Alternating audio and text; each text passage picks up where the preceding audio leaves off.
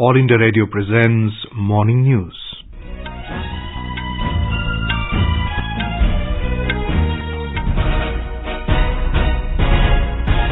Good morning, I am Abhishek Mukhopadhyay and with me is Saira Mustaba. The headlines. Government allows precaution dose of COVID vaccine for all above 18 years of age. Centre asks 5 states with high COVID cases to continue monitoring spread of COVID infection.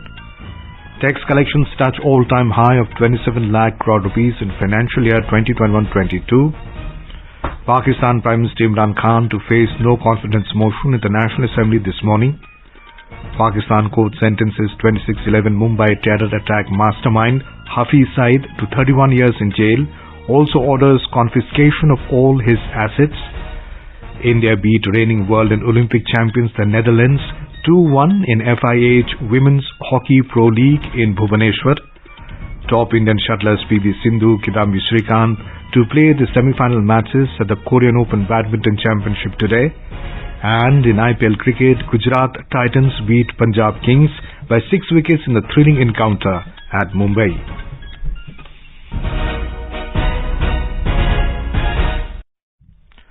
The government has decided to make precaution dose of COVID vaccines available to 18 plus population group from tomorrow at private vaccination centers. The Union Health Ministry said all those who are more than 18 years of age and have completed 9 months after the administration of the second dose will be eligible for precaution dose. The ministry said about 96% of all 15 plus population in the country have received at least one COVID-19 vaccine dose so far, while about 83% of 15 plus population has received both the doses. More than 2 crore 40 lakh precaution doses have also been administered to healthcare workers, frontline workers and 60 plus population group. The ministry said 45% of 12 to 14 years age group have also received the first dose. The ongoing free vaccination program through government vaccination centers for first and second dose to the eligible population as well as precaution dose to healthcare workers, frontline workers and 60 plus population will continue. Union Health and Family Welfare Ministry has advised Kerala, Maharashtra, Mizoram, Delhi and Haryana to continue monitoring the spread of COVID infection and undertake required steps for prompt and effective management of COVID-19. More from a correspondent. Secretary of Health and Family Welfare Ministry Rajesh Bhushan has written letters to states and union territories saying that these have reported increase in weekly new cases and positivity rate. Union Health Ministry said there are few states which are reporting a higher contribution to country's daily new cases. The ministry has advised to monitor clusters of new COVID-19 cases and emphasize on adequate testing in areas reporting high case positivity. It has also been advised to give focus on vaccination of eligible people. In the letters, the ministry said it is essential that the state must maintain a strict watch and take preemptive action in the areas of concern to control any emerging spread of infection. Bhupender Singh, AIR News, New Delhi. The Finance Ministry has said that tax collections during financial year 2021-22 has crossed 27 lakh crore rupees.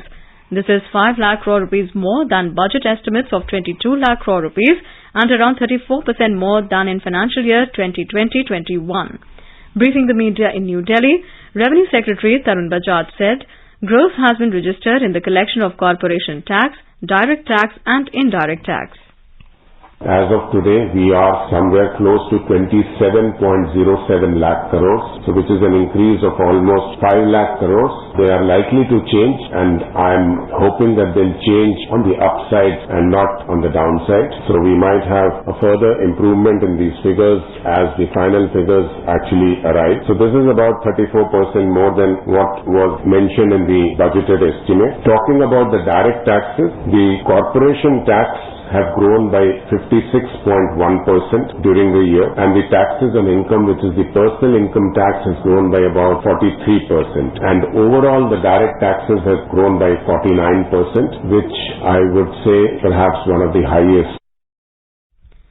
Mr. Bajaj said the country's economy is showing resilience after the COVID pandemic and the tax collection has been robust in the last fiscal year, resulting in growth in direct and indirect taxes. The ministry said 49% growth has been registered in direct tax collection and 20% in indirect tax collection during financial year 2021-22. Mr. Bajaj said last fiscal year marks the highest tax GDP ratio of 11.7%. Reserve Bank of India Governor Shaktikant Das, while presenting the monetary policy yesterday, elaborated on 7 prominent points highlighted in the policy, which includes inflation resulting out of war, the pandemic and other natural calamities, accommodations, LAF corridor, SDF, liquidity and dynamic and fast-changing situation leading to tectonic shifts. Mr. Das said it has now been decided to fully restore the liquidity management framework instituted in February 2020 by adopting various measures which include empowering the central bank to introduce the Standing Deposit Facility (SDF) as the floor of the LAF corridor. The SDF rate will be 25 basis points below the repo rate and it will be applicable to overnight deposits at this stage and retain the flexibility to absorb liquidity of longer tenors as and when the need arises with appropriate pricing.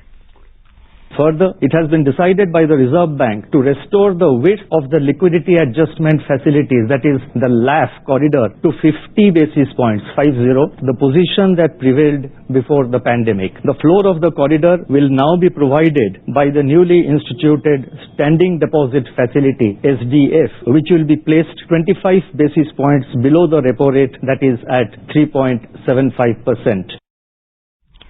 Next is the fixed rate reverse repo or FRRR, which is retained at 3.35%. The FRRR along with the SDF will impart flexibility to the RBI's liquidity management framework. Thirdly, MSF and SDF will be available on all days of the week throughout the year. Against this backdrop, the Monetary Policy Committee, that is MPC, met on 6th, 7th and 8th April and based on an assessment of the macroeconomic situation and the outlook, voted unanimously to keep the policy repo rate unchanged at 4%. The MPC also decided unanimously to remain accommodative while focusing on withdrawal of accommodation to ensure that inflation remains within the target going forward while supporting growth. The marginal standing facility, that is MSF rate and bank rate, remain unchanged at 4.25%. Finally, it has also been decided to restore the opening time for financial markets regulated by the RBI to the pre-pandemic timing of 9 a.m. with effect from 18th of April 2022 without any change in their closing time prevailing at present. Recognizing the importance of the housing sector and its multiplier effects, it has been decided to extend the applicability of these guidelines till 31st of March 2023. The central bank also projected real GDP growth for 2022-23 at 7.2%, assuming crude oil prices Indian basket at $100 per barrel during 2022-23. While announcing the monetary policy yesterday, the Reserve Bank of India RBI Governor Shaktikant Das said the RBI has proposed to make cardless cash withdrawal facility available across all banks and ATM networks using the Unified Payments Interface UPI. However, Governor Shaktikant Das clarified credit and debit cards will be continued. The Insolvency and Bankruptcy Board of India has notified the Insolvency and Bankruptcy Board of India Voluntary Liquidation Process Amendment Regulations 2022. The Insolvency and Bankruptcy Code 2016, along with Insolvency and Bankruptcy Board of India Voluntary Liquidation Process Regulations 2017, provide mechanism for voluntary liquidation of solvent corporate persons. It has been stated under the amendment regulations that the liquidator will prepare the list of stakeholders within 15 days against the previously stipulated 45 days from the last date for receipt of claims. The liquidator will distribute the proceeds from realization within 30 days against the previously stipulated 6 months from the receipt of the amount to the stakeholders. It has also been stated that the liquidator will endeavor to complete the liquidation process of the corporate person within 270 days from the liquidation commencement date.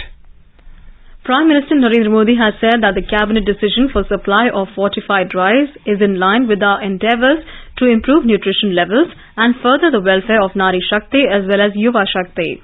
In a series of tweets, Mr. Modi said, the government is fully committed to creating a vibrant system of research and innovation. He said the cabinet decision on the Atal Innovation Mission gives a boost to our efforts. Pakistan Prime Minister Imran Khan will face a no-confidence motion in the National Assembly today. The no-trust vote will be held at 10 a.m. The move comes after Pakistan's Supreme Court ruled that the dismissal of the no-confidence motion by Deputy Speaker Qasim Suri was unconstitutional. The Apex Court also reconstituted the National Assembly, which was dissolved by the President on advice of Imran Khan. The Supreme Court also ordered the Speaker to call a session of the National Assembly. On Sunday last, the no-trust motion against Imran Khan's government was dismissed by Deputy Speaker Qasim Suri. Terming the move as unconstitutional, the opposition parties had challenged the Speaker's decision in the Supreme Court. Under Article 58 of Pakistan's Constitution, the National Assembly cannot be dissolved if there is a no-confidence motion against the government. Meanwhile, Imran Khan has said that he would continue to fight. In his address to the nation last night, Pakistani Prime Minister said that he was disappointed with the Supreme Court order, but he respected the ruling. He slammed the opposition for horse trading and made claims of an international conspiracy to topple his government. Imran Khan said EU cannot dictate India into giving a statement against their interests, but they want Pakistan to do it. Pakistan Prime Minister further said no superpower can intimidate India and the country's foreign policy. हमारे साथ ही हिंदुस्तान आजाद हुआ था। मैं हिंदुस्तान भी बाकियों से बहुत बेहतर जानता हूँ। मेरी दोस्ती क्रिकेट की वजह से बड़ा मुझे रिस्पेक्ट भी मिला, प्यार मिला। मैं वहाँ वाकफियत भी बड़ी है, लेकिन मैं आपको ये कह दूं कि वो एक बड़े खुददार कौम है। किसी सुपर पावर की जरूरत नहीं है कि वहाँ वो यही कह दें कि जनाब अपने फॉरेन रिलेशन में वो कहें जो हम कह रहे हैं। अब देख रहे हैं वो रूसियों से हालांकि सारी सैंक्शंस लगी हुई है, वो कह रहे जी हम तेल इंपोर्ट करते हैं, हमारे लोगों की बेहतरी है। A Pakistan court has sentenced 26/11 Mumbai terror attack mastermind Hafiz Saeed to 31 years in jail. The anti-terrorism court has also ordered confiscation of all his assets. Jamaat ud-Dawa JUD chief was also fined 3,40,000 Pakistani rupees. Hafiz Saeed has been sentenced to 2 FIRs registered by the Counter-Terrorism Department of Punjab Police. The JUD chief was brought to the court from the Court Lakhpat jail in Lahore, where he has been imprisoned since 2019 under strict security. Hafiz Saeed-led JUD is the front organization for the Lashkar-e-Taiba, which is responsible for carrying out the 2008 Mumbai attack that killed 166 people, including 6 Americans. This is not the first time that Saeed has been sentenced by the anti-terrorism court in Pakistan. You're listening to the morning news on All India Radio. A reminder of the headlines before we move on. Government allows precaution dose of COVID vaccine for all above 18 years of age.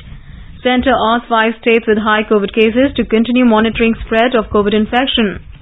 Tax collections touch all-time high of 27 lakh crore rupees in financial year 2021-22. Pakistan Prime Minister Imran Khan to face no confidence motion in National Assembly this morning. Pakistan court sentences 26/11 Mumbai terror attack mastermind Hafiz Saeed to 31 years in jail, also orders confiscation of all his assets.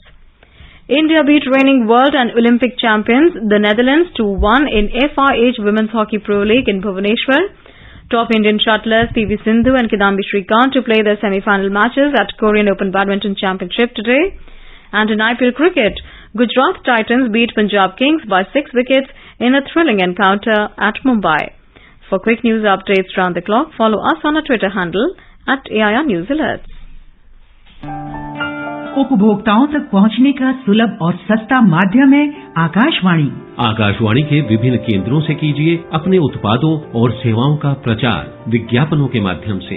Local और राष्ट्रीय स्तर पर कीजिए अपने business का विस्तार, क्योंकि आकाशवाणी में विज्ञापन बुकिंग हुई बहुत ही आसान। अब घर, दफ्तर या दुकान पर बैठे बैठे आप कर सकते हैं विज्ञापनों की बुकिंग। डायल कीजिए 870-001-4242।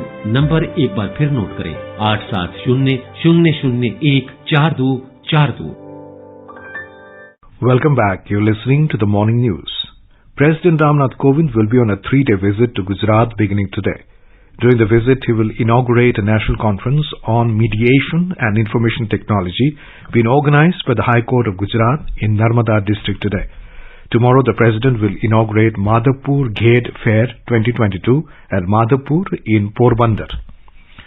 Lok Sabha Speaker Om Birla will inaugurate the Commonwealth Parliamentary Association CPA Media Executive Committee meeting this morning at Assam Legislative Assembly in Guwahati. The CPA is organizing the Media Executive Committee meeting for the first time in India.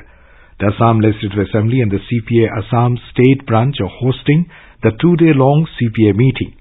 Representatives from 53 Commonwealth countries around the world of all the 9 regions are participating in this meeting.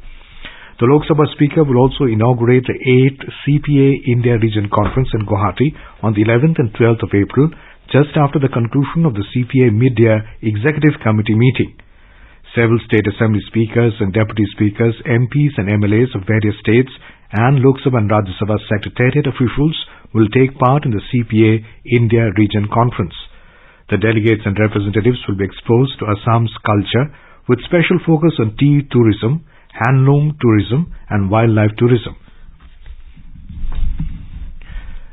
BJP National President Jagat Prakash Nadda will arrive in Shimla today on a 3-day visit to Himachal. This is the first visit of the BJP President to Himachal Pradesh after winning the recently held assembly elections in 4 states. Mr. Nadda will take part in the road show with party workers on reaching Shimla today and will also address a public meeting. Union Information and Broadcasting Minister Anurag Singh Thakur is also arriving in Shimla to grace the event. In Uttar Pradesh, polling for 27 out of 36 seats of Legislative Council's local authorities constituencies has begun. BJP candidates have been elected unopposed on 9 seats. Voting will continue till 4 p.m. Over 1,20,000 voters will decide the fate of 95 candidates. A total of 749 polling stations have been set up for voting. Counting will be held on the 12th of April. And now let's listen to our special program, Azadi Ka Safar, highlighting the importance of the day during the freedom struggle. आजादी का Amrit Mahotsav.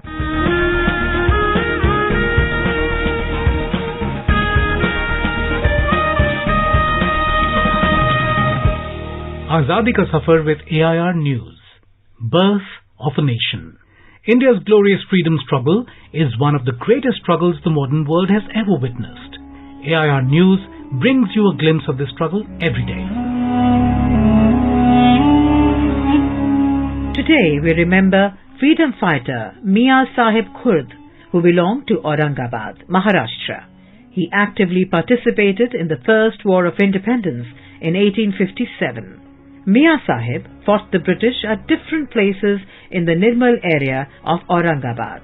He was killed in an encounter with the company's army advancing towards Nirmal on the 9th of April 1860. AIR News salutes the martyr. We remember Shair-e-Kashmir, Ghulam Ahmad, who is popular by his pen name Mehjoor, who died on the 9th of April 1952.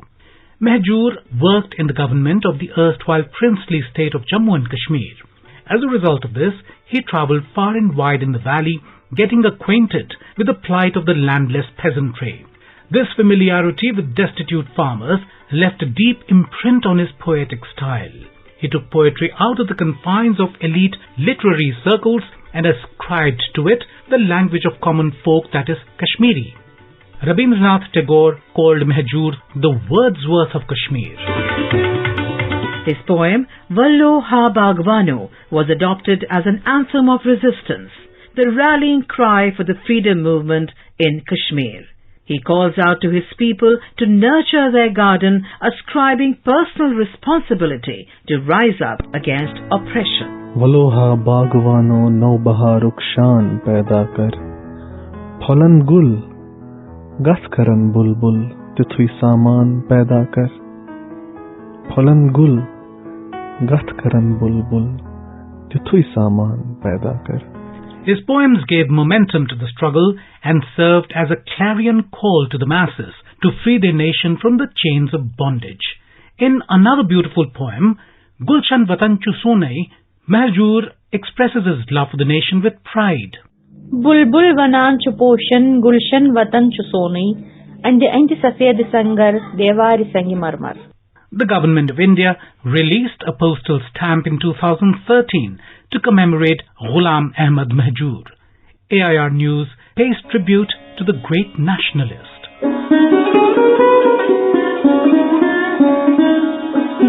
We also remember Sharan Rani, who was born on the 9th of April 1929. She was an Indian classical instrumentalist and was India's first woman Sarod exponent and came to be popularly known as Sarod Rani. She was born in Old Delhi. Sharan Rani learned to play the sarod from Ustad Alauddin Khan and his son Ali Akbar Khan. Chandni Chowk में एक गली है जिस गली का नाम है जुगल किशोर।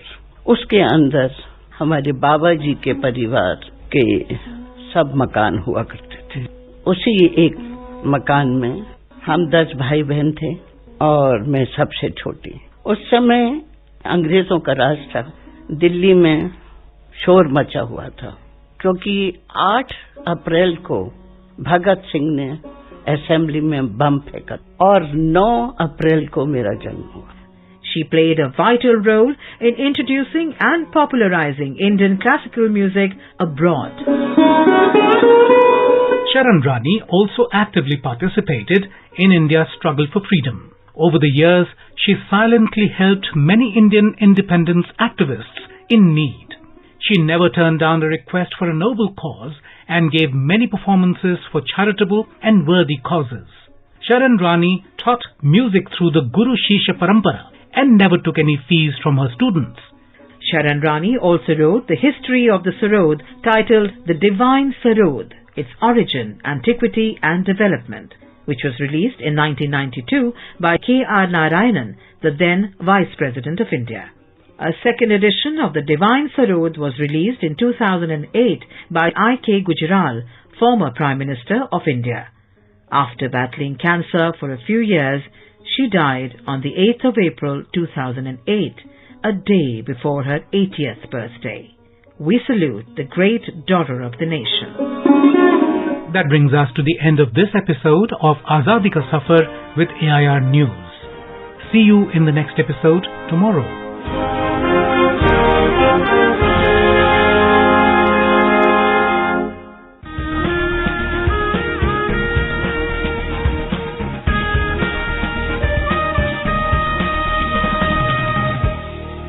आजादी के आंदोलन के खजाने में ऐसे ढेरों शब्द जिन्होंने बदल दिए इतिहास।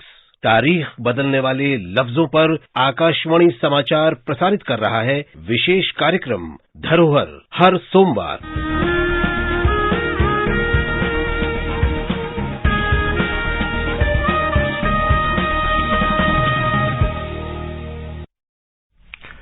In Jammu and Kashmir, Lieutenant Governor Manoj Sinha laid foundation stone for various smart city projects in Srinagar yesterday.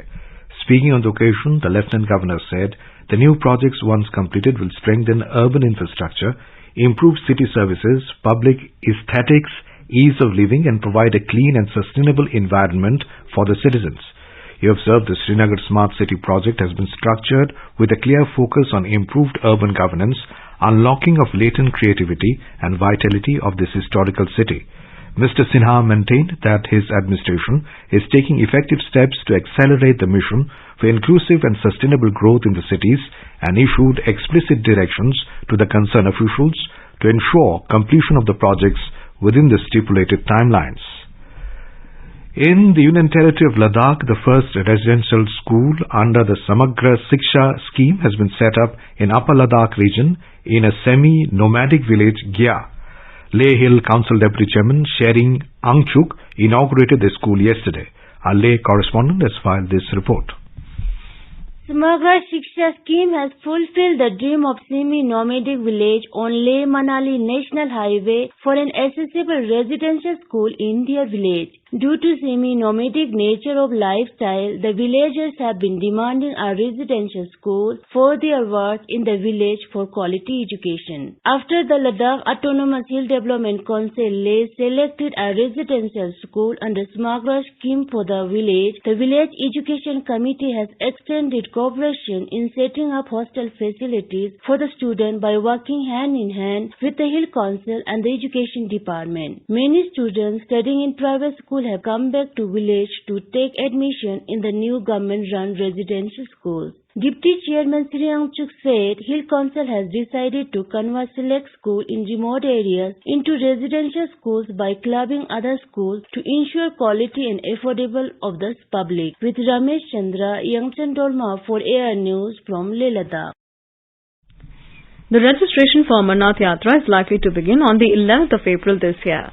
Registrations will start in 446 branches of Jammu and Kashmir Bank, Punjab National Bank, Yes Bank and 100 branches of SBI across the country. The pilgrims can also register online through the website and mobile app of the Shrine Board. A Yatri Niwas is being readied in the Ramban district, which can accommodate 3,600 pilgrims. The Amarnath Shrine Board is expecting a footfall of more than 3 lakh pilgrims this year. The Yatra will start on the 30th of June and will conclude on the 11th of August. On to sports now. India registered their first win against reigning world and Olympic champions, the Netherlands, in over a decade with a clinical 2-1 verdict in an FIH Women's Hockey Pro League match in Bhubaneswar. Both the teams will lock horns again in the second match of the tie today. Top Indian shuttlers PV Sindhu and Kidambi Srikanth will play the semi-final matches at the Korea Open Badminton Championship today. In the women's singles quarterfinals yesterday, third-seeded Sindhu defeated world number 11 Busanan Ongbam Fan of Thailand 21-10, 21-16. Sindhu will now take on South Korea's N. C. Young, while Srikanth will face Jonathan Christie of Indonesia in the semi-finals today. In IPL cricket, Gujarat Titans defeated Punjab Kings by 6 wickets in a thrilling encounter at Brabourne Stadium in Mumbai last night. Today, Chennai Super Kings will lock horns with Sunrisers Hyderabad at D.Y. Patil Stadium in Navi Mumbai, while Mumbai Indians will face Royal Challengers Bangalore at Maharashtra Cricket Association Stadium in Pune. Now, let us take a look at the weather forecast for today. The national capital Delhi will have heat wave. The temperature will vary between 20 and 42 degrees Celsius. Mumbai will have mainly clear sky, becoming partly cloudy towards afternoon or evening. The minimum temperature is 25 degrees Celsius, while the maximum is expected to be around 35 degrees. Chennai is likely to have partly cloudy sky. The temperature will vary between 28 and 36 degrees Celsius. Srinagar will have mainly clear sky, becoming partly cloudy towards afternoon or evening. Jammu will also have mainly clear sky. Leh will have partly cloudy sky. Gilgit will have generally cloudy sky. The temperature will hover between 10 and 32 degrees Celsius. Muzaffarabad will have mainly clear sky, becoming partly cloudy towards afternoon or evening. Visakhapatnam will have generally cloudy sky with light rain. Hyderabad will have partly cloudy sky with possibility of development of thunder and lightning. Guwahati, Shillong, Itanagar, Gangtok will have generally cloudy sky with 1 or 2 spells of rain or thunder showers. Imphal and Aizawl will have partly cloudy sky. Kohima will have generally cloudy sky with light rain or drizzle, and Agartala will have mist. And now an overview of today's newspapers. Paid booster dose for all adults from tomorrow, reports Business Line, adding, vaccination only at private centres will help people with comorbidities, those travelling abroad. Defiant Imran calls for street protests, informs the Tribune. The paper quotes the Pakistan Prime Minister as saying, won't accept imported government. Pakistan's National Assembly to meet today for trust vote, states the Indian Express. Government to acquire 21,000 crore rupees defence equipment from private sector, informs the Pioneer. Centre sets up task force to promote animation gaming, reports the Hindu. 50 die as missile hit Ukraine train station, notes the Asian Age. And finally, Pink Floyd members reunite after 3 decades to record a song for Ukraine. Well, Financial Express reports the famous London band Pink Floyd is releasing its first new music in almost 3 decades to raise money for the people of Ukraine. And news just in, a fire has broke out in 3 buildings in the Azad Market area of Delhi this morning. According to the Department of Delhi Fire Services, fire engulfed 3 buildings and 1 building has collapsed. Fire officials said as the information received this morning at 4:41 a.m., 20 fire tenders have been sent to douse the fire, and now the situation is under control. And now, before end the bulletin, the headlines once again. Government allows precaution dose of COVID vaccine for all above 18 years of age. Centre asks 5 states with high COVID cases to continue monitoring spread of COVID infection. Tax collections touch all-time high of 27 lakh crore rupees in financial year 2021-22. Pakistan Prime Minister Imran Khan to face no confidence motion in the National Assembly this morning. Pakistan court sentences 26/11 Mumbai terror attack mastermind Hafiz Saeed to 31 years in jail, also orders confiscation of all his assets. India beat reigning world and Olympic champions, the Netherlands 2-1 in FIH Women's Hockey Pro League in Bhubaneswar. Top Indian shuttlers PV Sindhu and Kidambi Srikanth to play the semi-final matches at the Korean Open Badminton Championship today. And in IPL cricket, Gujarat Titans beat Punjab Kings by 6 wickets in a thrilling encounter at Mumbai. And with that, we end the morning news. Have a nice day.